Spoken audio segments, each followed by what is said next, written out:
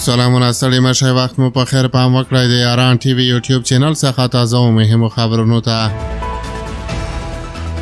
ټي ټي پی د خیبر پښتونخوا له ولسونو غوښتي چې د پاکستان پوځ د بریدونو پر ضد د راپاڅېږي. تحریک طالبان پاکستان ټي ټي پی د یوې خبرپاڼې په خپرولو سره د خیبر پښتونخوا له ټولو ولسي خلکو غوښتي چې د پاکستان د پوځ د بریدونو په تړاو د نورو چوپ نه پاتې کیږي. د تحریک طالبان پاکستان وایان د محمد خراساني لخوا په خپره شوې خبرپاڼه کې چې یوه کاپي رسنیو ته هم لیږل شوې ویل شوي چې په دې وروستیو کې پاکستاني پوځ د اپریدیو د قوم پر کورونو بریده کړی چې ډېره مرګ ژوبله ماشومانو او ځوانانو ته اوښتې ده. په خبرپاڼه کې د بوتان شریف پیښې ته اشاره شوې چې په وینا یې یو شمېر ماشومانو ته پکې مرګ ژوبله اوښتې وه. همدغه رنګ د پیر میلا په نوم سیمه هم یاده شوې چې وایي هلته د بې پایلوټه الوتکو په برید کې ګڼ شمېر ماشومان وژل شوي او ټپیان شوي دي. په اعلامیه کې د بشري حقوقو په یو شمېر بنسټونو او نړیوالې ټولنې کلکې نیوکې شوي چې په لیکنه کې د خیبر پښتونخوا د خلکو په وژنه او بمباریو یې غوږ نه دی ګربلی او نه یې کوم غبرګونو مخې ته راغلی دی.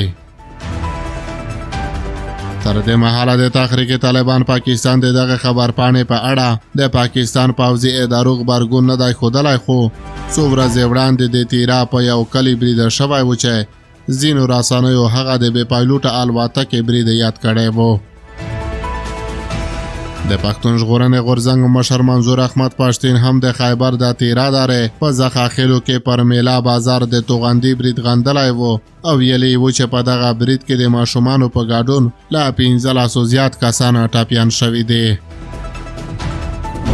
او وروستی خبره ده چې وسلوالو په جنوبي وزیرستان کې 4 پاکستاني پوځیان وژلي دي.